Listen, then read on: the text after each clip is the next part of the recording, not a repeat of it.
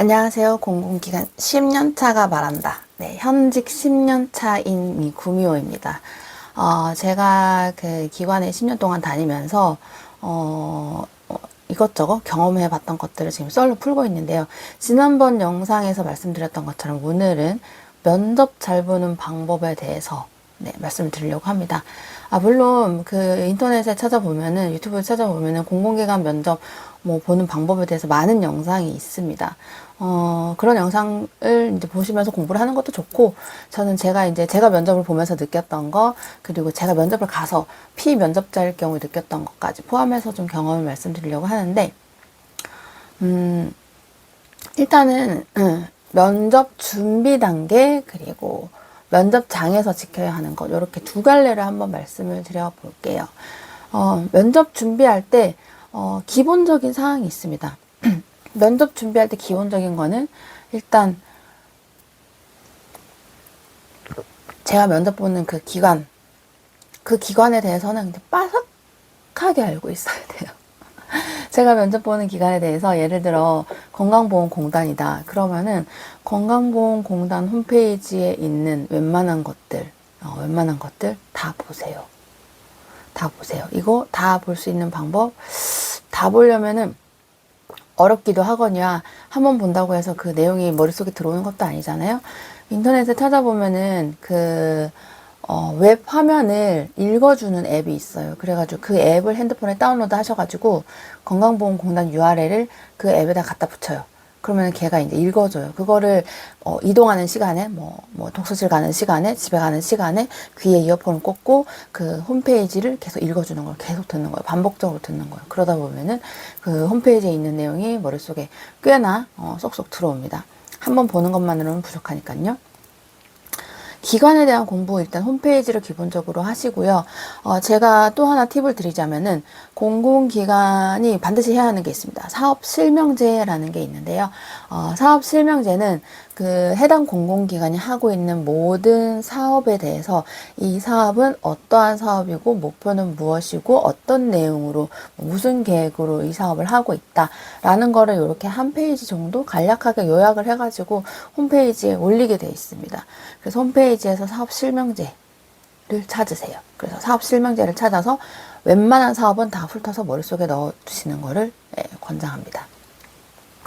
홈페이지에 만약에 사업실명제에 대한 내용이 없다. 그러면 홈페이지에 분명히 이제 공공기관 알료로 이동하는 링크 같은 것이 걸려 있을 거예요. 그거를 눌러서 공공기관 알료에 들어가서 알료에서 해당 기관 클릭하시면은 거기에서 사업실명제 검색하시면은 사업실명제가 나옵니다. 사업실명제 내용 머릿속에 넣으시고요. 홈페이지를 통해서 그 사업에 대해서 공부를 했고 사업실명제를 통해서 이제 요약된 사업 내용을 알았다고 한다면 추가적으로 다른 지원자들보다 우리가 좀 더 잘해야 되잖아요. 많이 알고 있을수록 굉장히 좋습니다. 보도자료를 찾아보세요. 해당 기관의 이름으로 이제 구글 같은 데서 검색해서 뉴스 검색을 하시면은 해당 기관에서 배포한 보도자료가 있을 거예요. 기관 홈페이지에도 보도자료 메뉴가 있는데요. 기관 홈페이지, 그게 낫겠네요. 기관 홈페이지 보도자료 메뉴에서 최근 1년치 보도자료를 다 숙지하세요. 제가 너무 심한 얘기를 하는 것 같죠? 홈페이지 막 다 외우라 그러고, 사업 실명지 다 외우라 그러고, 보도자료 1년치 다 외우라 그러고, 외우라고 제가 말씀드리는 거는 진짜 달달달달 외우라는 게 아니라 그 내용들이 머릿속에 있어야 된다는 말씀입니다. 네. 하나 더 말씀드릴게요. 여기까지도 좀 많이 말씀드렸지만 하나 더 말씀드리자면은 공공기관은 사업 성과 보고서 1년마다 매년 연말에 해당 사업의 성과 보고서를 작성을 하게 되어 있고 그걸 홈페이지에 게시를 하게 되어 있습니다. 그래서 홈페이지 잘 찾아보시면은 사업 성과 보고서라는 메뉴가 있을 거예요. 거기에 들어가서 지원하고자 하는 그 직무와 관련되어 있을 것 같다고 생각되는 사업 관련한 사업 성과 보고서는 다 다운받아서 숙지하세요. 머릿속에 넣으세요. 공부해야 될 게 굉장히 많죠. 굉장히 많다고 해서 포기하면은 다른 사람이 합격하고 본인은 떨어질 수 있는 겁니다. 일단은 제가 그 기간에 면접을 보려고 하면은 그 기간에 대해서는 그냥 박사가 되어야 돼요. 아는 정도로는 안 돼요. 어림짐작으로 알아가지고 어줍잖게 지식을 가지고 면접장에 가가지고 약간 아는 지식 가지고 대답을 하잖아요.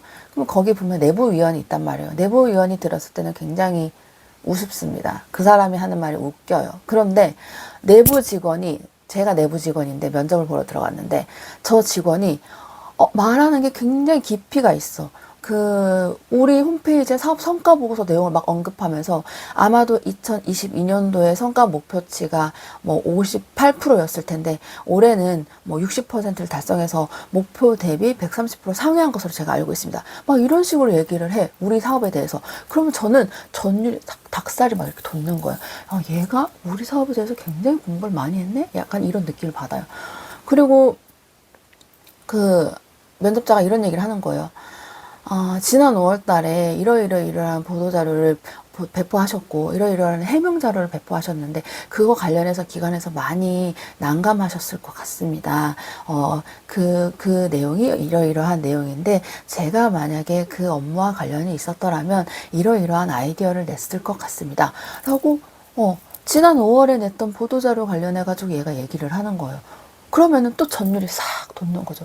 얘가 우리 기관이 배포한 보도자료를 다 봤나? 1년치를 다 봤나? 이런 생각이 들면서 그냥 그때부터는 다른 지원자들은 보이지 않아요. 걔만 보이는 거예요. 오케이, 나는 너만 계속 질문하겠다.